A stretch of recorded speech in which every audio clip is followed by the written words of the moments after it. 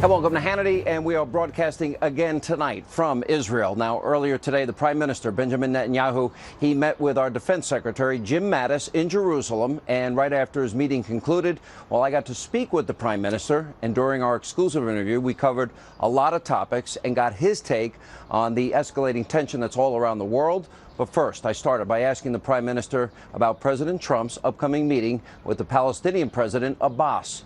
Now, here's the first part of our exchange. So on May 3rd, the president will meet with Mahmoud Abbas, the Palestinian Authority. And here's an interesting fact. They, A, don't recognize the right for Israel to exist. B, there's 36,000 recipients. They reward as a matter of law those people that kill Israelis. I've read over in the year 2016, close to $300 million. There is, on an annual basis, they're giving often hundreds of millions of dollars to terrorists or the families of terrorists who murdered Israelis, murdered Americans. It's unimaginable. I mean, after a decade, it could be more than $1 billion that are given to terrorists. This is from, I'm not talking about Hamas, I'm talking about mainline Palestinian Authority, headed by President Abu Mazen, who's going to see President Trump in Washington. And I think the first test of peace is to say to them, hey, you want peace? Prove it. Confront terrorism. Stop rewarding terrorism. Stop paying terrorists. And don't finagle the books. You know, what they do is, okay, we won't pay it directly, we'll pay it to somebody else, and they'll pay it to the terrorists, you know, in a sort of circular fashion. No. Come clean on this. Stop paying terrorists. They have to repeal the law. It's a law. Yeah, and there are books it's a law. that not only pay terrorists. This is the crazy thing, Sean. They pay terrorists on a sliding scale, not on the cost of living, but on the cost of killing. The more you kill, the more you get, and it accumulates to vast sums. Some of it contributed by Americans, by European governments, and so on. This is important because hundreds of millions of dollars, the United States of America, the average taxpayer, we're giving them hundreds of millions of dollars. To people who are that they're giving to terrorists. And they funnel funds to terrorists who have murdered not only innocent Israelis and others, but innocent Americans. Yeah. Unacceptable. Has to change. That's a test for peace. Lindsay, by the way, if they change, that's significant. Well, that's hopeful. Why would you think that when he talks about every drop of blood that has been spilled for Jerusalem, we bless it? Because they can get away with it. You know, if I say something, and not only me, President Trump, President Obama, it doesn't make any difference. In our free societies, in our open, transparent societies, if we say a syllable, I don't even say a word, a syllable, to a domestic audience, to our base audience, then it gets beamed around the world immediately. We're held accountable for every word, for every sentence that we make. That's what our free, transparent society is about. Abbas, but in the case of Abbas, you know, it's like he lives in a different universe. He can say, I want peace to Western leaders, I want peace, I'm willing to recognize Israel. So he'll but say then that to his own people, he says the very opposite. So he'll see President Trump on and you May can see how different that is. So he'll see President Trump on May 3rd, right. And he'll say he wants peace with Israel, and that he just needs land for peace, which Israel has tried in the past. But I doubt he's going to say we bless every drop of blood that has been spilled for Israel, which is clean and pure blood, blood spilled for Allah, Allah willing. I doubt that comes up with President Trump. But here's the test for peace. I'm sure it won't. But here's the test for peace. When you're dealing with such leaders, okay, or with anyone, the true test of their real intention is not what they say to foreign leaders, what they say what they whisper in diplomatic corridors. The real test is what they say to their own people. Well, that's and in the case of the Palestinian leadership, including President Abbas, to his own people he says, we don't want a state next to Israel, we want a state instead of Israel. First we get a state, then we flood Israel with the descendants of Palestinians. We go back to Haifa, Jaffa, Tel Aviv, Akko, and so on. That's the end of Israel. Abbas to his own people. To his own people. He also said we won't allow Jews' filthy feet as it relates to the Alaska Mosque. Well, talk about religious pluralism. I make one very important rule, and we keep it. We guarantee full, free, unfettered access to the holy sites to Jews, Christians, and Muslims. We never say the Muslims have right in the heart of the old city. They can go to the Al-Aqsa Mosque, and Christians go to the Church of the Holy Sepulchre. We flew right over it today. We guarantee the freedom of religion to all with a spirit of equanimity and a spirit of tolerance and respect to all religions. Very different from what they say to their own people. But the most important thing, how can you pay terrorists? Can you imagine? No. Can you imagine if you pay terrorists, if we pay? That's totally unacceptable. But the world pressures you to make peace with Abbas. Fine. They don't have to pressure me. I want peace. I've been to war. How do you make peace with this guy? How do you make peace with somebody that pays terrorists and says you don't have a right to exist? You make peace by demanding from the Palestinians to pass the test of peace. I've got evidence. I've got video evidence, a clip. This is not long ago. This is October 2015. The mother of a killed Palestinian terrorist, a family that is rewarded financially by the Palestinian Authority, celebrates the death of her son's martyrdom, handing out candy, pulling out a knife, threatening her own attack on Israel.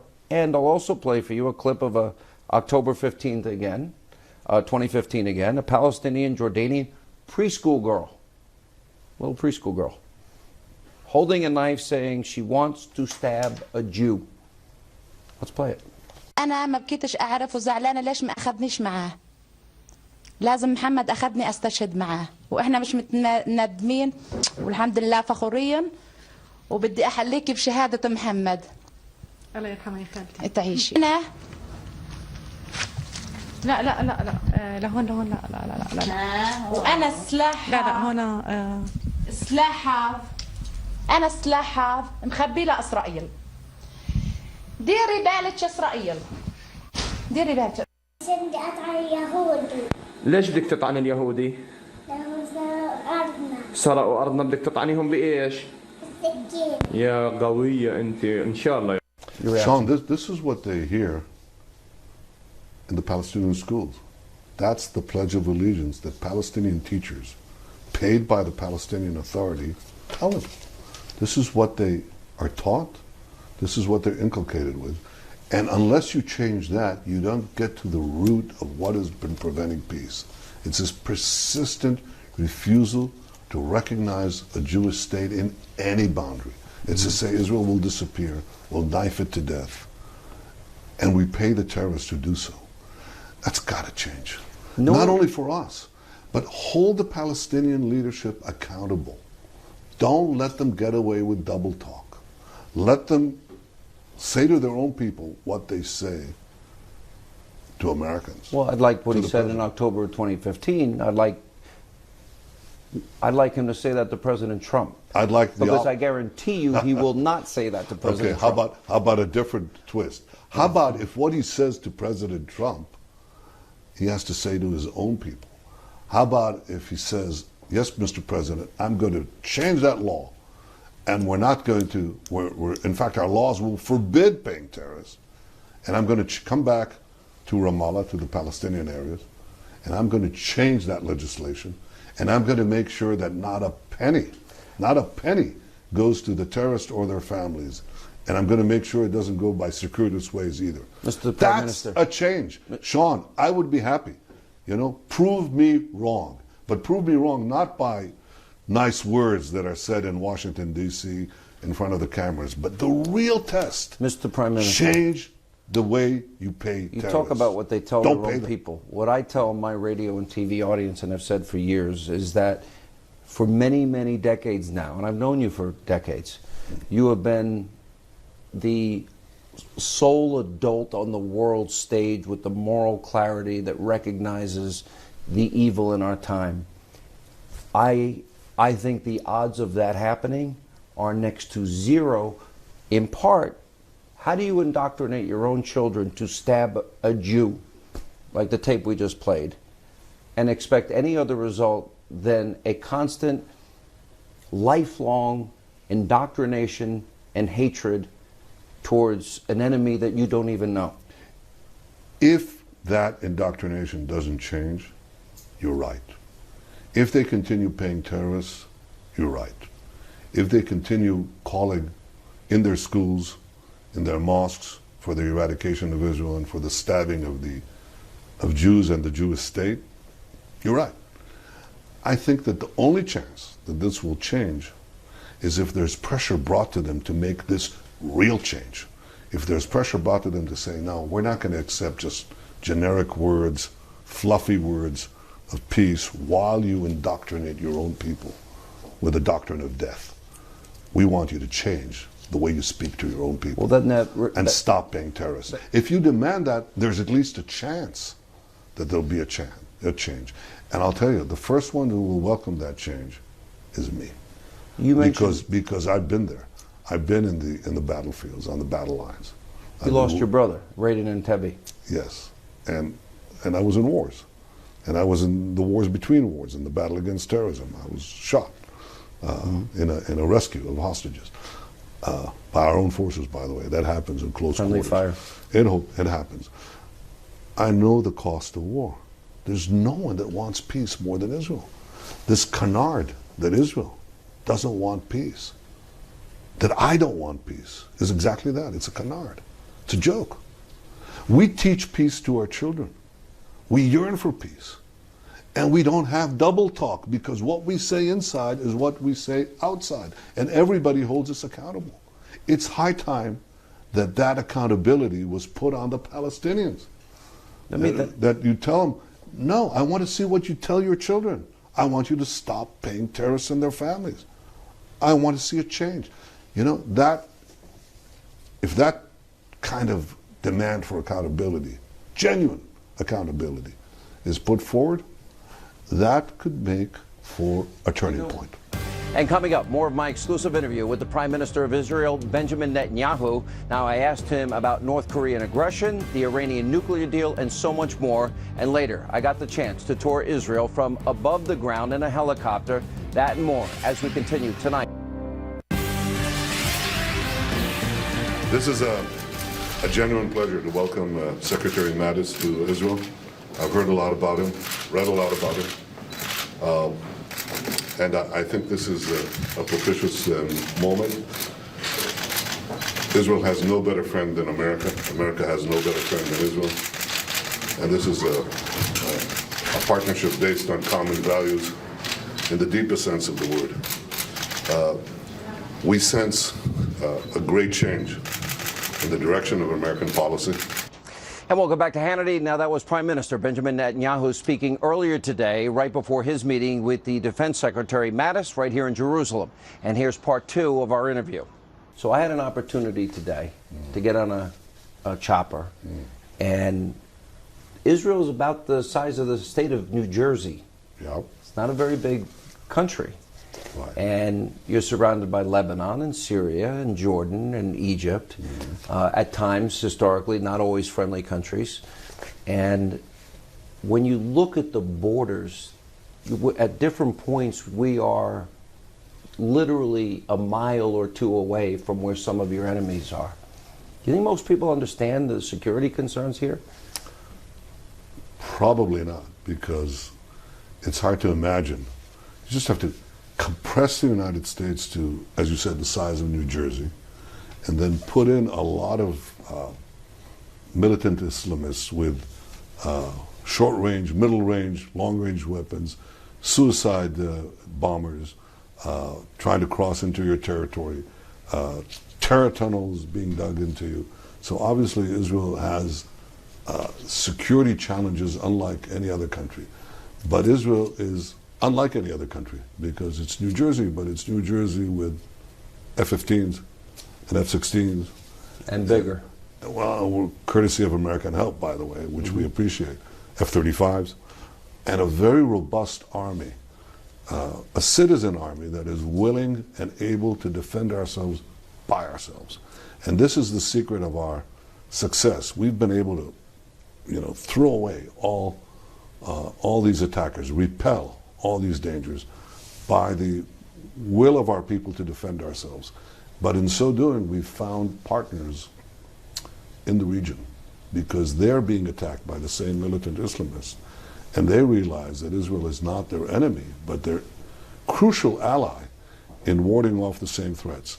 So yes, Israel is small, but Israel is powerful. Israel is attacked, but Israel is able to defend and occasionally attack our offenders. Maybe an unintended consequence, and I remember the speech that you gave before a joint session of Congress. I know at the time President Obama was not exactly happy with it, but I thought it was one of your more powerful speeches that I had seen. But maybe an unintended consequence of this bad Iranian deal, and I concur with your conclusions about this, the nuclear-armed Iran is A squared, B squared, C squared, radical mullahs, weapons of mass destruction, threatening to wipe Israel off the map, is not a consequence the world should ever see. I'm threatening you and all your allies. Well, we're the great Satan. Right. You're the little Satan. We're the close by. We're the closer Satan. Right. We're a mini United States right here in the Middle East. Well, the only democracy in the region. The West stops here. The West stops here.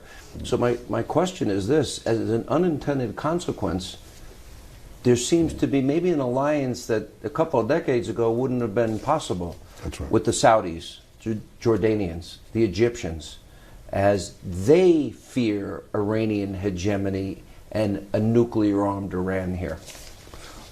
There's no question that the deal with Iran, which paves the way to eventual Iranian acquisition of the critical elements of nuclear bombs, a nuclear arsenal, something we don't accept and never sign on the deal, and we won't let happen. But because many in the region are threatened by that same Iran and would be immeasurably threatened more by a nuclear-armed Iran, that has brought a lot of the countries in the region to a different thinking about Israel. And so I think this is potent with possibilities, ultimately for peace, but certainly for our common security. And I think there's a recognition of that today in Washington by President Trump, by Secretary Mattis, with whom I just met. You met with him earlier, yeah. Yes, and by Secretary Tillerson, I talked to him as well. I think we realize that we face common challenges. And the greatest challenge is the challenge of militant Islam of both kinds. The Shiite variety led by Iran, the Sunni variety led by ISIS.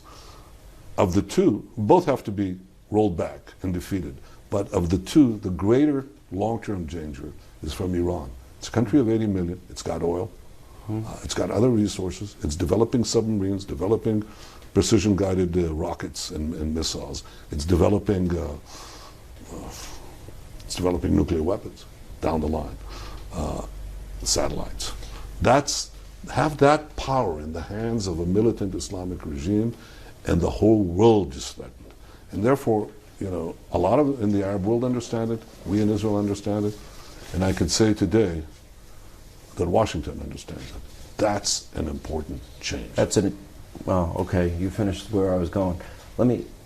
So many instances, we see what's happening now with North Korea, and they're in the news, and you got Pyongyang saber rattling, and they're out there suggesting about the United States that they're warning of a super mighty preemptive strike against the U.S. I want to do a little history lesson here, because I have a tape of then President Bill Clinton. He had given the North Koreans $4 billion with the promise they wouldn't get nuclear weapons. I'm going to play that tape. I'm going to follow that tape with a tape of Susan Rice, John Kerry, and Barack Obama saying the red line in the sand in Syria, that would prevent any further use of chemical weapons, that it eliminated all of Assad's chemical weapons. And then I'll play Obama's promise that his nuclear deal with Iran, $150 billion, would prevent the Iranians from ever getting a nuclear weapon. Now, we're wrong about North Korea, and we're wrong about chemical weapons in Syria. Are we going to be wrong on Iran and what it would mean to the world? Let's play those tapes. This is a good deal for the United States. North Korea will freeze and then dismantle its nuclear program. South Korea and our other allies will be better protected. We were able to find a solution that actually removed the chemical weapons that were known from Syria in a way that the use of force would never have accomplished. Russia has been constructive in helping to remove 100% of the declared chemical weapons from Syria. People may criticize us for not having launched missiles against Assad after chemical weapons had been used, but keep in mind why we didn't. We didn't because they got rid of the chemical weapons. Today, the United States, together with our allies and partners, has reached a historic understanding with Iran, which, if fully implemented, will prevent it from obtaining a nuclear weapon. Your reaction? I want to give credit to President Obama for the things we cooperated on, a lot of things, including signing MOU, Memorandum of Understanding, for a 10-year support for Israel. But we had our disagreements too. And the most fundamental disagreement was about Iran. I think the deal paves the way for Iran to get to a bomb.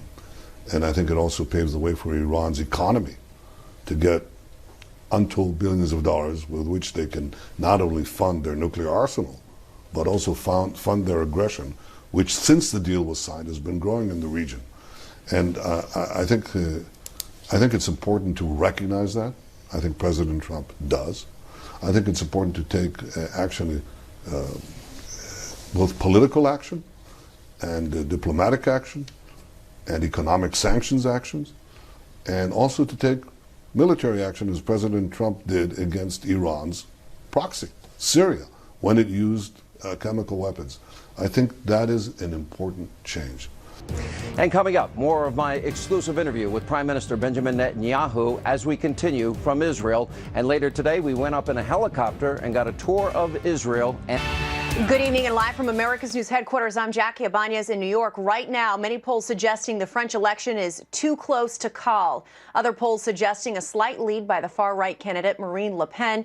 The election begins Sunday with 2 rounds of voting. President Trump giving his support to Le Pen, saying in a tweet after Thursday's terror attack, quote, "The people of France will not take much more of this. It will have a big effect on president election." French police now saying the suspect in that Paris terror attack had a long criminal record. A note praising the Islamic State was found near his body after he was shot and killed by police. Now they're trying to figure out if he had help in plotting his attack. And former President Obama returning officially to the public eye for the first time on Monday. He'll headline an event at the University of Chicago aimed to inspire the next generation of leaders. The former president has taken a number of vacations since leaving office. I'm Jackie Ibanez. Now back to Hannity.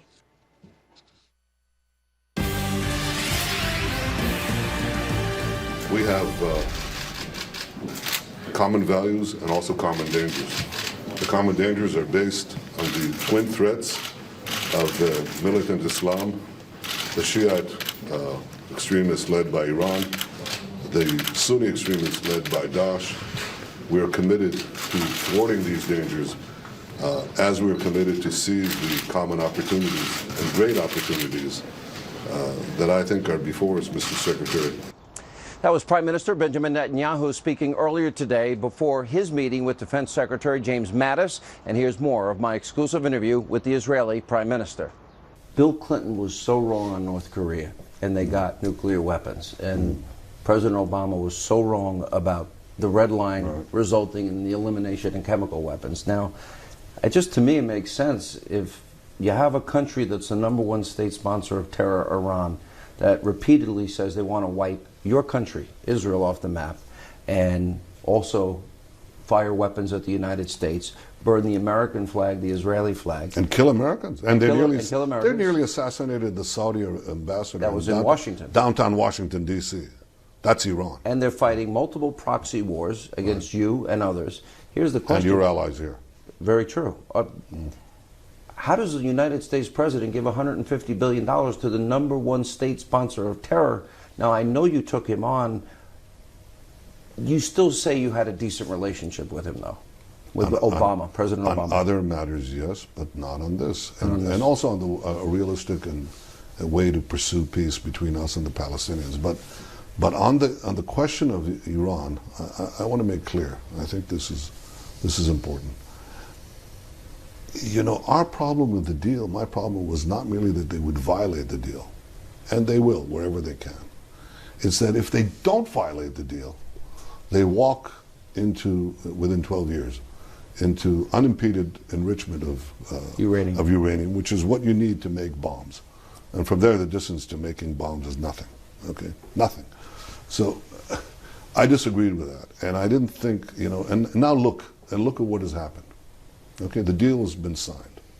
Iran's economy is improving. Maybe not at the rate that they'd like, but down the line, you know, they're going to get hundreds of billions of dollars by not only because of the cash that will flow into them, but also investments that will flow into them. They'll get more lethal weapons, including in deals that they signed immediately with Russia as soon as the deal was including was for signed. missile defense. Right. If Israel or the United States or allied countries want to take out those nuclear sites. And if you add to that their aggression in the region, they moved into Yemen in a big way, which is a maritime route for the world. And threatening the Saudis. Not threatening, firing at the Saudis. Rockets and missiles into Saudi territory from Yemen. They moved into Syria. They're trying to establish a naval base on the Mediterranean. Can you imagine Iranian submarines in the Mediterranean? You have the Sixth Fleet there, you know. We have our own maritime shipping. You want Iranians there? Nope. No, and I said this to President Putin. I said, it's not a good idea. What did he say? I'll tell you what I said. What did he say? I said it's not in the interest of anyone, Russia, including Russia, to have an Iranian naval base in the Mediterranean. But there's this alliance. You got and I didn't hear a forceful argument there. Damascus, Tehran, Moscow. They get along. Well, he props them up. Well, I have to say that, you know, we have a good relationship with Russia. I have a good relationship with President Putin. But here's one point where we disagree. That's an understatement. There is a new sheriff in town. You spent time with President Trump. He, this week, said that the Iranians are violating the spirit of the nuclear deal. And we can see that he and Rex Tillerson, the Secretary of State, are now moving in a direction to get America out from under the deal, even though I think most of the money was transferred. How important is it that they act on that? Look, here's my position, but it's my position. Vis-a-vis the deal with Iran, you know, I would, if I had to compress it to 2 words, repeal or replace. So those are words Americans know well. Well, okay, but that would be my position. I think Washington has to decide its own position. But clearly, one thing that has to be changed is to not let Iran have the best of all worlds, which is the worst of all worlds for Israel, and the world. Arab countries, the United States, the world. The new UN ambassador, Nikki Haley, was slamming the UN Security Council just yesterday for what she called Israeli bashing sessions, and tried to refocus the Security Council on exactly what you're saying, and that is the threat of Iran and Hezbollah and terror, which the UN steadfastly refuses to focus on. Right. Well, first of all, it's great that she's doing it, and I know that this comes from not only from her own convictions, which are real, but I think from President Trump. It's a very strong position, and it's a correct position, because what is happening in the UN is a farce. Terrible injustices are happening to women, to gays, to Christians, to Yazidis, to Muslims, you know, by these horrible regimes that permeate the globe, and the terrorist organizations that they support. And who does the UN bash? Israel, the one real democracy in the Middle East. And coming up, the final part of my interview with Prime Minister Benjamin Netanyahu as we continue from Israel. And then later, I was given a tour from the air in a helicopter. We'll show you what we saw as it relates to Israel's borders. That's straight ahead tonight on Hannity. Hour.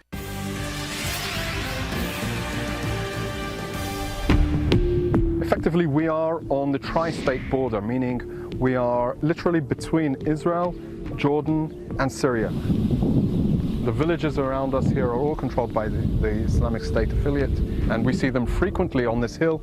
We see them training, acrobatics, running, and we've even heard them firing, shooting, target practice. It's around 40,000, 50,000 Syrian residents that live in that area, with about 1,000 Islamic State operatives that manage the area. Just a few months ago, we had ISIS affiliates target an IDF patrol that were operating not far from here.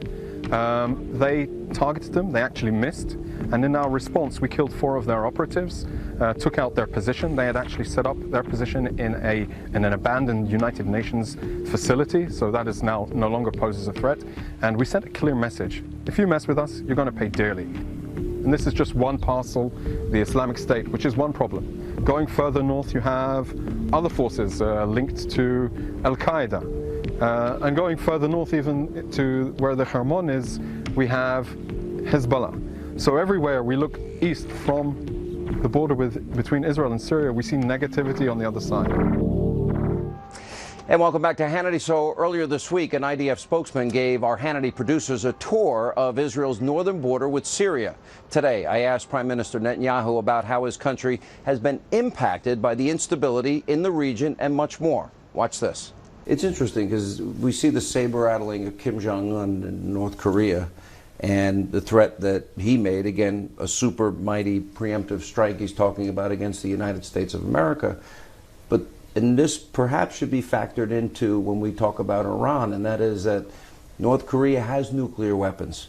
Now, they would like ICBM capability, marry those nuclear weapons, then they'd have the capability of reaching the continental United States. I guess my question is, if you have a nuclear-armed Iran, how do you stop? How does the United States militarily stop him, Kim Jong-un, from getting ICBM capability when we know he has the capability of launching nuclear weapons at Japan, China, South Korea? How do you stop that at that point? It's too late. Let me talk about Iran. I think it's immensely dangerous to have a regime which is not merely a rogue regime, but one here, in this case of Iran, which is, I think Henry Kissinger put it best. He said, it's a cause, it's not a country, Iran. What is the cause? Caliphate. The cause is to dominate first the Middle East and then the world with a Shiite revivalism, and to subjugate or remove anybody that stands in their way. First in the Muslim world and then anybody else. Convert, die. Or die. Yeah. Okay, now you'd say, well, that's madness. It can't be that in the beginning of the 21st century, there are still regimes and movements, causes that believe in this madness? Is it really? Cannot be? Of course it can. It is. It's right before our eyes. And what you see in ISIS is small compared to what you could see with Iran. They too have a cause. They think we're the ones who should be dominant. Mm-hmm. The world should be an Islamist hill, and we're going to be king of the hill. And that's what they're fighting with the Iranian Shiites. Who's going to be king of this Islamist hill? But they don't disagree that it only has a room for those who adopt and accept through submission their version of Islam. So who's resisting it? First of all, other Muslims, they don't want to go down this path. And of course, non-Muslims like us, we don't want to go down that path either. So we've made common cause to stop these people. But the question right now is, what will happen in this battle if an Islamist state, an Islamist terrorist state, which is what Iran is, the preeminent terrorist state of our time, has the weapons of mass terror, nuclear weapons. You can imagine that this mad scheme, this mad ideology will have the powers to intimidate the world and do irreparable damage. We cannot allow that to happen. In the case of Iran, clearly it hasn't yet happened. And if we are resolute in our policies, very firm in our policies, we can make sure it doesn't happen. And coming up next, my tour of Israel and its borders from a helicopter as Hannity continues from Jerusalem. And welcome to Hannity, and we are brought.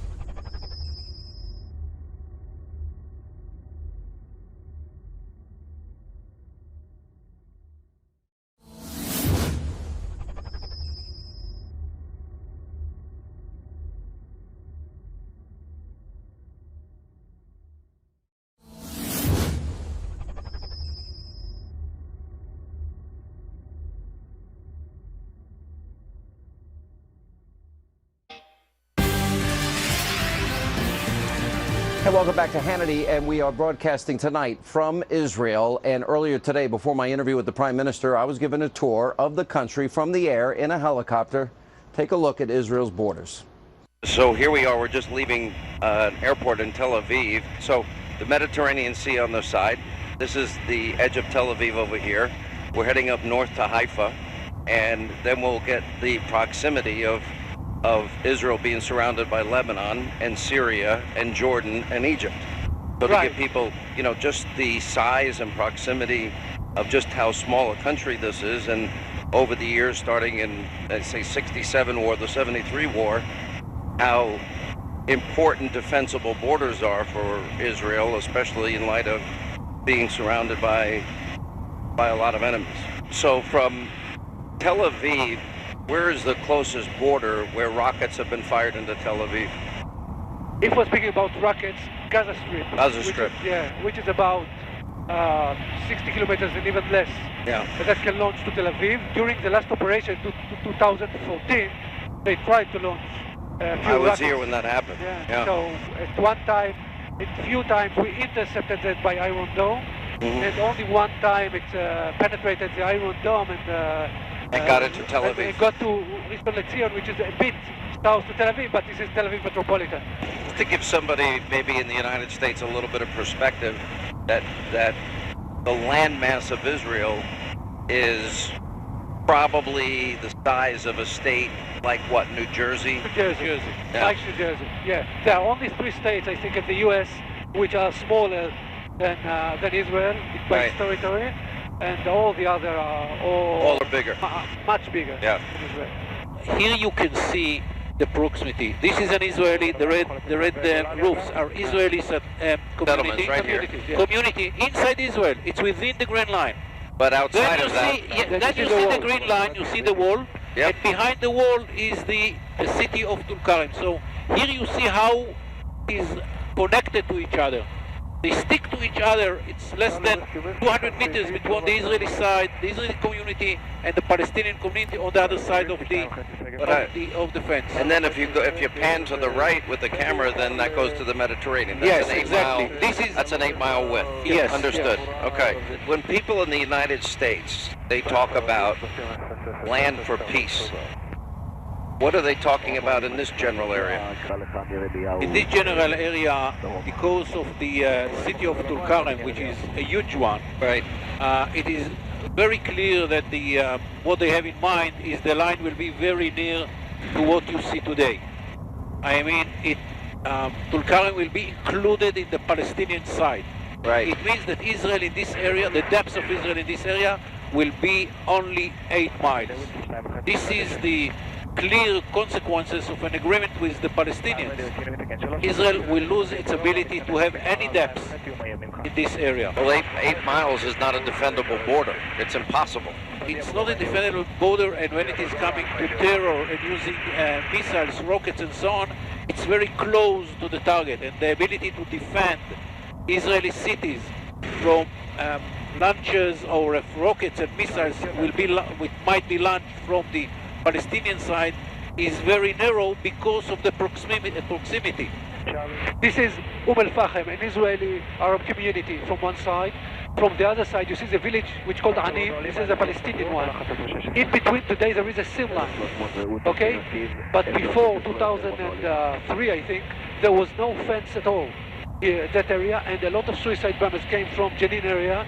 So in other words, right here at the top of the hill is an Israeli neighborhood. Yes. Right to the right is a Palestinian neighborhood. Yeah, absolutely. And then you have a fence, border fence in between. Yes. And there's basically a separation, fair to say? Today there is a separation, although there are cross borders between the area and some areas here.